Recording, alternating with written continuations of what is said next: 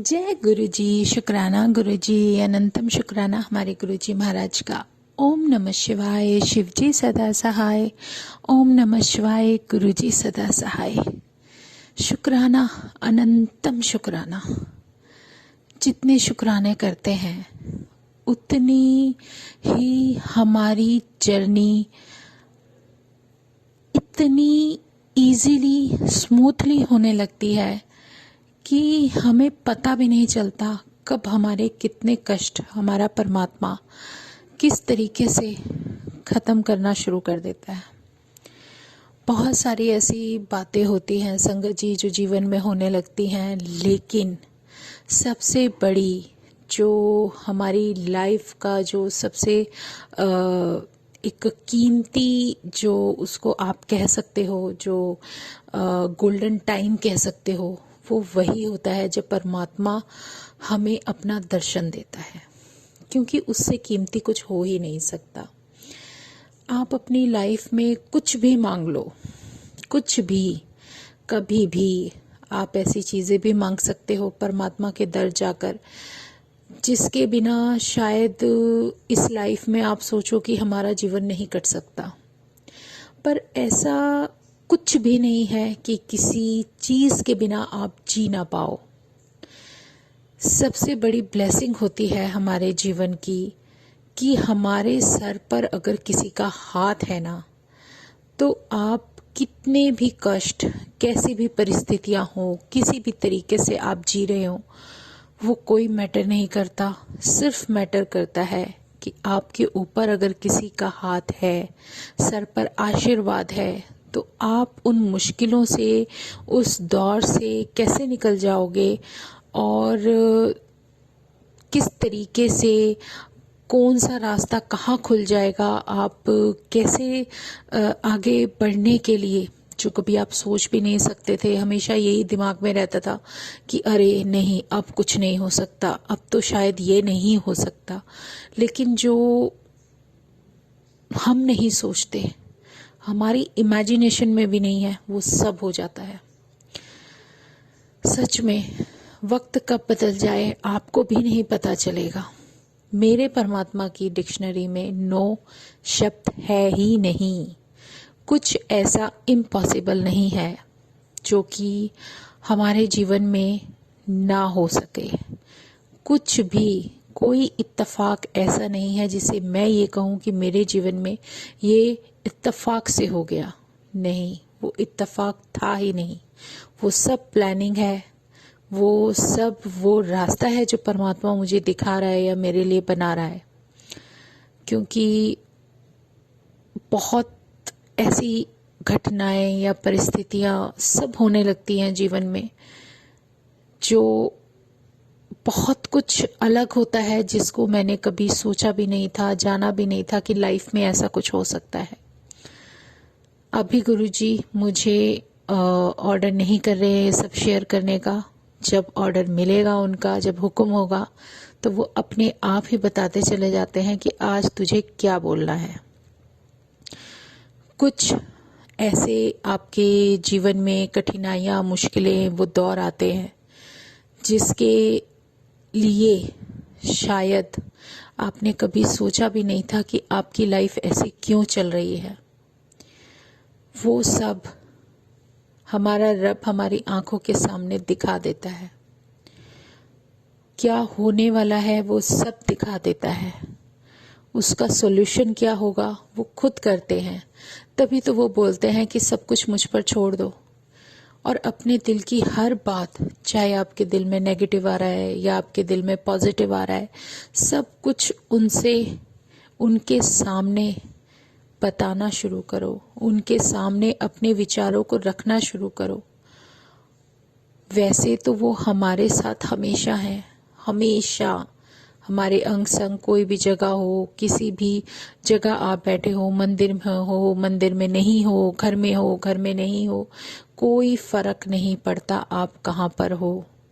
सिर्फ आपका दिल और ऐसी वॉइस जो आपकी अंतरात्मा से निकलती है, वो निकलनी शुरू हो जाएगी, और आपका जो कनेक्शन परमात्मा से बनेगा, वो सब सुनते हैं, सब कुछ, कोई ऐसी बात नहीं जो वो ना सुनते हो। उन्होंने हमें प्रोटेक्ट करने के लिए और हमें बचाने के लिए, या हमारे जीवन में जो कुछ भी मुश्किलें आती हैं उनसे हमें रक्षा करने के लिए, उनकी जो प्लानिंग होती है ना, वो हम कभी समझ ही नहीं सकते। बहुत कुछ ऐसा आपकी आंखों के सामने दिखता भी है और आप समझने भी लगते हो, लेकिन कई बार हम लोग स्पीचलेस हो जाते हैं, शब्द नहीं होते उनकी कृपा को बयान करने के लिए। और ये बहुत बड़ी एक ब्लेसिंग होती है कि हम क्या सोचते हैं और क्या नहीं, परमात्मा क्या कहता है क्या नहीं। लेकिन हाँ, ये है कि हर किसी की सोल की जर्नी अलग है। हर किसी की सोल के लिए जो उसने लिखा है वो बहुत अलग है। मेरे जीवन का एक एक पल, एक एक दिन, एक एक सेकंड सब उस परमात्मा का लिखा हुआ है, मेरे गुरु महाराज का लिखा हुआ है। मेरे जीवन का हर सेकंड जो उसने बख्शा है, जो ये लाइफ उसने मुझे दी है, उस लाइफ को कैसे जीना है, क्या करना है, सब उनके हाथों में है। वो जैसे रास्ता दिखाएंगे वैसे वैसे चलते चले जाएंगे। उसमें मैं क्या चाहती हूँ, मेरी क्या इच्छा है, ये सब कुछ मैटर नहीं करता, क्योंकि मेरे लिए क्या अच्छा है वो खुद जानते हैं। मुझे नहीं पता कि मेरे लिए क्या सही है क्या गलत है। सच में एक पतली सी लक्ष्मण रेखा होती है ना, जिसको हम समझ ही नहीं सकते, वो बहुत महीन होती है, उसको हम नहीं जान सकते कि क्या सही और गलत के बीच में फर्क आ जाता है।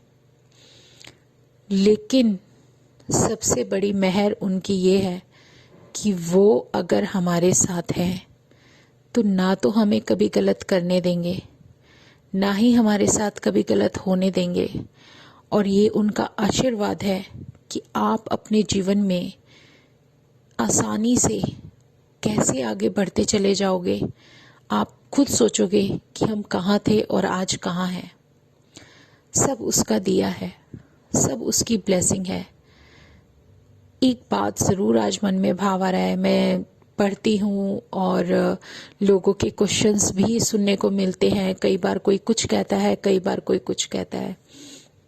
बहुत सारी ऐसी संगत है शायद जो बड़े मंदिर से बहुत दूर है, या वो ऐसे एरिया में रहते हैं जहाँ गुरु जी का मंदिर नहीं है। तो ऐसा मन में मत लाना कि आपके पास गुरु जी का मंदिर नहीं है तो आप उनके दर्शन नहीं कर सकते।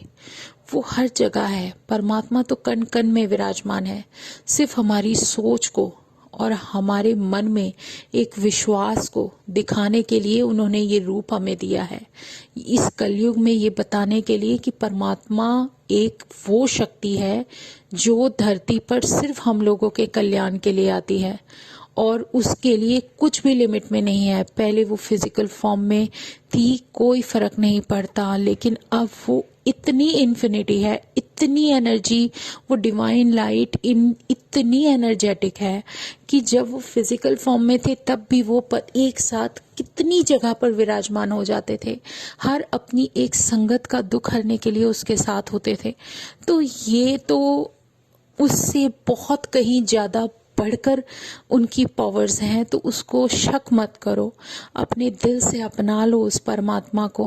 और सच में कोई भी कैसी भी किसी के यहाँ प्रॉब्लम है, परेशानी है, तो ज़रूरी नहीं आप तांबे का लोटा लेकर अगर मंदिर नहीं आ सकते ब्लेस करने के लिए, तो वो चीज़ें कुछ मैटर ही नहीं करती। आपके पास गुरु जी का स्वरूप है, ठीक है, गुरु जी का स्वरूप है, और वो स्वरूप आपके मंदिर में विराजमान है। मंदिर में भगवान बसते हैं। हमारी सारी प्रार्थनाएं उस मंदिर के सामने ही बोली जाती हैं। सारी अरदासें उस मंदिर में लिखी जाती हैं। जितनी हम रोज जो हमारा नित्य नियम है वो हमारे परमात्मा का हमारे मंदिर में ही होता है। तो वहाँ उससे बड़ी ब्लेसिंग आपकी कोई हो नहीं सकती। चाहे आपके कमरे में एक कॉर्नर ही क्यों नहीं आपने बना रखा, वहाँ पर आपका भगवान सामने बैठा है। एक तांबे का कलश साफ धो के अपनी उस कमाई से खरीद कर रख दो जो आपकी अपनी पसीने की, खून पसीने की, मतलब गुरुजी का कहने का मतलब था जो अच्छी, जो पॉजिटिव मनी होती है ना, जो फेयर मनी होती है, उससे लेकर रखो। आपको खुद ब्लेसिंग्स मिलनी शुरू हो जाएगी। गुरु जी हमारी एक वो डिवाइन एनर्जी है जिसके लिए कोई भी ऐसी लिमिटेशंस नहीं है कि आप ये सोचो कि नहीं यहाँ पर ही मिलेगी। नहीं, वो हर जगह है। जहाँ पुकारोगे वहीं है। कोई वहम मत करो, हर वहम से उन्होंने बचाया है। उसको आप अपने स्वरूप के सामने अपने मंदिर में कलश को धोके भर के अपने गुरु का नाम लेकर मन से अपनी अंतरात्मा से पुकार कर और उनका स्मरण करके मंत्र जाप करके रोज डेली आप अपने मंदिर में रखो, भर के रखो। अगले दिन मॉर्निंग में उठाओ, उसका जल रिफिल करो। उस कलश का पानी चाहे आप अपने फिल्टर में डालो, चाहे आप बॉटल्स में डाल के रखो, कैसे भी रखो, बस उसको पीना है। खाना बनाते वक्त उसका इस्तेमाल करना है। सब कुछ करो जो आप जैसे यूज कर सकते हो। फिर उस कलश को अपने हाथ से अच्छे से धोकर दोबारा रिफिल करके अपने मंदिर में रख दो। आपकी ब्लेसिंग आपके पास रेगुलर मिलेगी। कभी ये शक मत लाना कि नहीं आज ये नहीं हुआ, आज वो नहीं हुआ। सिर्फ विश्वास रखो, पूरी ब्लेसिंग मिलती है, उनका आशीर्वाद हमें मिलता है। उसमें 1% भी शक नहीं करना चाहिए और ना ही हमारे मन में ऐसा कुछ होना चाहिए कि नहीं, अगर वहां नहीं गए तो हमें वो आशीर्वाद नहीं मिलेगा। आपने कभी ध्यान दिया होगा जब गुरुजी को अपनी किसी संगत को ब्लेस करना होता है ना, तो उनकी फ्रेग्रेंस कहीं भी आ सकती है।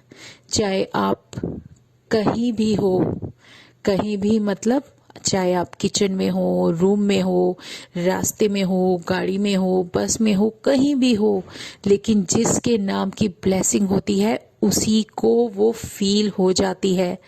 इसके लिए कभी ये मन में मत सोचो कि हमें उनका आशीर्वाद नहीं मिल रहा। और हमेशा ये नहीं हो सकता कि आपको फ्रेग्रेंस ही फील हो, जरूरी नहीं है। उनका आशीर्वाद तो इन अदृश्य होता है जिसको हम देख नहीं सकते, लेकिन हमारे जीवन में सब कुछ बदलना शुरू हो जाता है। अपने मन के वहमों को निकालकर फेंक दो और उसका नाम लेना शुरू कर दो। जिस पल हम अपने परमात्मा को मन में याद करना शुरू करते हैं ना, उससे ज्यादा कहीं वो हमें आशीर्वाद देना शुरू कर देते हैं। परमात्मा को ढूंढने के लिए हमें कहीं जाना नहीं पड़ता, वो हमेशा हमारे साथ है। मुझे एक सत्संग याद आ रहा है, डुगरी का ही है। मैं डुगरी गई थी। हमारे परमात्मा को पता है कौन संगत कहाँ आ रही है, कैसे आ रही है। वो बहुत प्यारा सत्संग है। डुगरी गए थे तो वही हमेशा मेरी जो मेरे साथ की जो संगत फ्रेंड्स थी वो ब्लेसिंग के लिए लाइन में लग गए थे और मैं साइड पे खड़ी थी, क्योंकि मुझे कहीं ना कहीं ऐसा लगता है कि मैं मतलब मुझे लगता था कि गुरुजी आप तो मेरे पास ऑलरेडी हो, मुझे कुछ नहीं चाहिए और बस मेरे साथ बस तुम रहो और कुछ नहीं चाहिए। और ऐसा करके मैं जैसे साइड पे खड़ी थी तो ये देखो कि मेरा और जो लाइन लगी हुई थी ब्लेसिंग्स की, उसमें कम से कम काफ़ी गैप था कि जहाँ से हम लोग बस एक दूसरे को दूर से देख भर पा रहे थे। पार्किंग की जगह थी, मैं गाड़ी के पास खड़ी थी तो एक नॉर्मल मीडियम हाइट की एक लेडी अपने बच्चे को लेकर मेरे पास आती है। देखो गुरुजी अपनी संगत से कहाँ क्या सत्संग करा दे कुछ नहीं कह सकते। उन्होंने एक बच्चे का हाथ पकड़ा था, छोटा सा बच्चा था, 10-11 साल का, बोल नहीं सकता था। और उन्होंने कहा कि मुझसे बात की कि आंटी मैं यहाँ लोटा लाना भूल गई, कलश लाना भूल गई, क्या मैं लोटा यहाँ ब्लेस ना कराऊं और तब भी कुछ हो सकता है। तो मैंने उन्हें समझाया कि आपके पास अगर मेरे गुरु का स्वरूप है और उस स्वरूप के सामने आप लोटा भर के रख रहे हो तो उससे बड़ी ब्लेसिंग नहीं हो सकती। आप अपने बेटे को जल दो, उसकी आवाज़ भी आ जाएगी, वो सही हो जाएगा, कोई कभी परेशानी नहीं आएगी। आप पूरे घर में सब लोग उस जल को पियो। देखो परमात्मा के लिए वो पानी है, वो पानी ही बोलेंगे। उनके लिए तो हर चीज़ वही है जो वो दे रहे हैं, जो बोल रहे हैं उनके लिए वही है। हमारे लिए वो बहुत कीमती हो जाता है। जो मेरे गुरु के सामने मैं उस को पानी नहीं बोलना पसंद करूंगी, मैं उसे बोलूंगी मेरे रब का, मेरे भगवान का दिया हुआ वो प्रसाद है, वो जल प्रसाद है। वो पानी हो ही नहीं सकता, वो जल प्रसाद है जो उसने मुझे बख्शा। बस समझने का फर्क है। उस पानी को उन्होंने कीमती बना दिया। उसकी कीमत वही जानता है जिससे पीकर, जिसको लेकर उसके जीवन का उद्धार हो रहा है। वो है हमारे लिए सबसे कीमती प्रसाद। चाहे वो कुछ भी दे दे, कुछ भी बख्श दे, ये उसकी मेहर है, मेरे परमात्मा की मेहर। और सच में मेरा उन आंटी के साथ सत्संग कराया। उन्होंने बोला मेरे पास स्वरूप नहीं है, मेरे पास इतना वो नहीं है। तो मेरे पास जो स्वरूप अवेलेबल थे, मेरे बैग में जो रखे थे, जो गुरुजी ने ब्लेस किए थे, उनमें से एक मैंने उनको दिया। मैं कहा ये लो आंटी, आप अपने मंदिर में रखो और इसके सामने कलश रखो, देखो क्या गुरुजी अपनी कृपा करते हैं। तो उससे बेहतर तो कुछ है ही नहीं। मतलब गुरुजी कहाँ कैसे क्या कर देते हैं कुछ समझ ही नहीं सकते। हम कहाँ हैं, हम थोड़ी ना सोच के जाते हैं कि हम इस जगह खड़े होंगे, लेकिन उनको तो पता है कि मैं कहाँ खड़ी हूँ, मेरे पास कौन आएगा, हम किससे सत्संग करेंगे। और देखो ये बात जो मैं उन आंटी को बता रही थी, समझा रही थी, और मेरे पीछे ठीक एक पूरा लेडीज का ग्रुप खड़ा था, कम से कम 4-5 लेडीज होंगी। उन्होंने भी मुझसे बात की कि आंटी हमें इस बारे में कुछ भी नहीं पता कि ऐसा भी कुछ कर सकते हैं। फिर उनको भी फिर वही सत्संग गुरुजी ने मेरे से शेयर करवाया।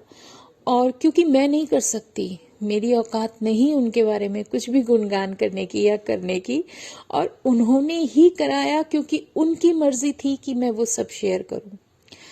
तो वो परिस्थिति हमारा परमात्मा खुद ही बना देता है, वो हमारी मर्जी से नहीं हो सकता। जो पल जो घड़ी वो लिखते हैं ना, वो हमारी बेहतरी के लिए लिखते हैं। फिर उनको भी देखो गुरु महाराज की मर्जी कि मेरे पर्स में उनकी ब्लेसिंग्स रखी थी, स्वरूप रखे थे, जो भी छोटे वाले जो भी कार्ड स्वरूप में पर्स रखे थे वो सारे मैंने उनमें डिस्ट्रीब्यूट कर दिए। अब जिस आंटी के हाथ में जो जा रहा है ना, वो यही बोल रही है अरे मेरे को तो यही वाले स्वरूप चाहिए थे। मतलब उस परमात्मा की मर्जी देख रहे हो आप कि उन परमात्मा को ये पता था कि किस संगत को क्या चाहिए। और ये सब जो उन्होंने कराया ना, ये भी मेरी विश थी। क्योंकि उससे पहले जब मैं डुगरी गई थी और मुझे स्वरूप नहीं मिला था, तो मेरे मन में ये आया था कि गुरुजी क्योंकि वो लोग दिल्ली की संगत को नहीं देते, तो मैंने मन में विश की थी। मैं कहा गुरुजी मैं दिल्ली से आई हूँ तो उसका मतलब ये थोड़ी मुझे आपका स्वरूप नहीं मिलेगा। तब मैं नहीं थी, मुझे नहीं समझ में आती थी इतनी सारी बातें, और मेरे मन में ये इच्छा आई थी कि मैं यहाँ आऊँगी ना तो मैं ना यहाँ पे सब संगत को स्वरूप दूंगी। मुझे नहीं पता कि कौन कहाँ से आया, मुझे जानना भी नहीं है। तो ऐसे विचार जो मेरे मन में आए थे, वो एक छोटी सी इच्छा उन्होंने नेक्स्ट राउंड में जब वो डुगरी ले गए तो वहाँ मेरी पूरी करवा दी। चाहे मैंने कितनी संगत को दिया कोई फर्क नहीं पड़ता, लेकिन मेरे हाथ से उन्होंने ब्लेसिंग दिलवाई।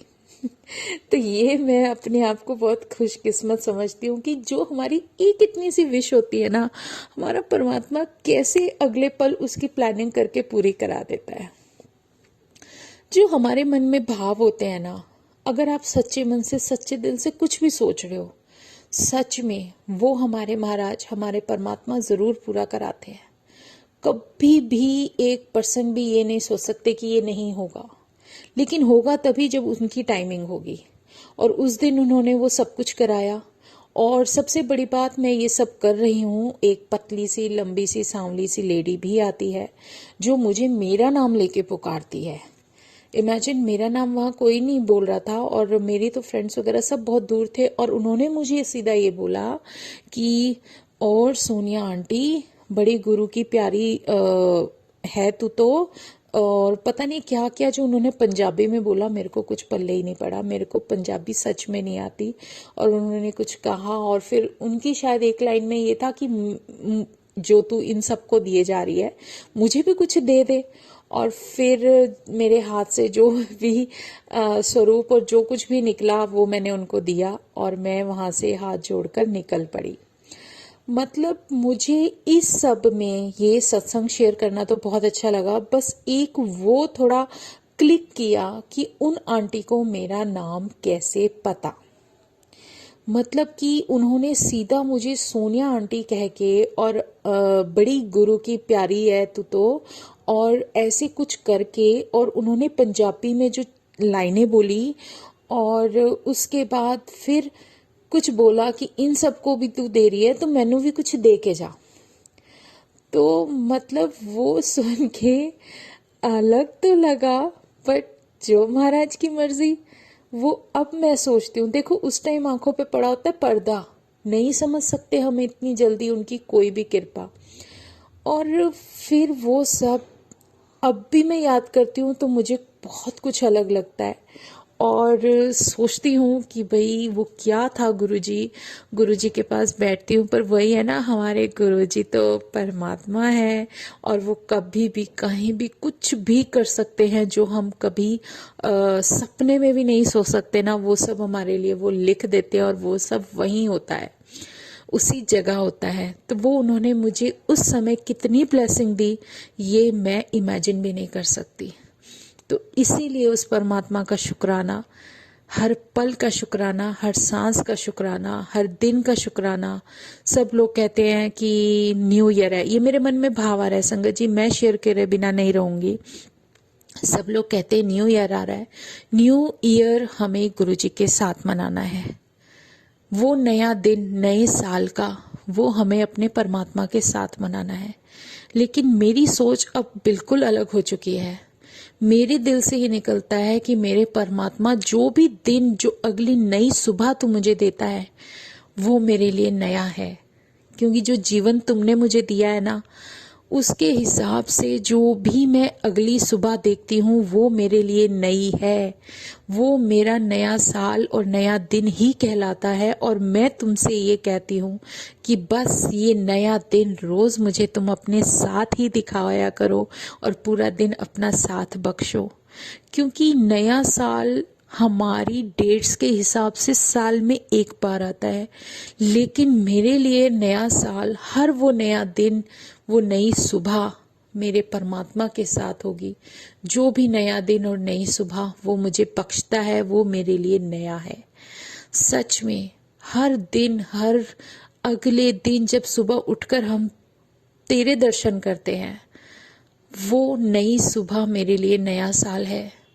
वो नई सुबह, अगले दिन की निकलने वाली वो घड़ियां, वो मेरे लिए वो नए साल का पहला दिन है। रोज वो सुबह मेरे लिए नई है जो तुमने मुझे बख्शी है। इससे बेहतर जीवन में ना कुछ था, ना कुछ है और ना ही कुछ होगा। सच में जब परमात्मा से जुड़ते हैं तो हमारा सोचने समझने का तरीका बिल्कुल बदल जाता है।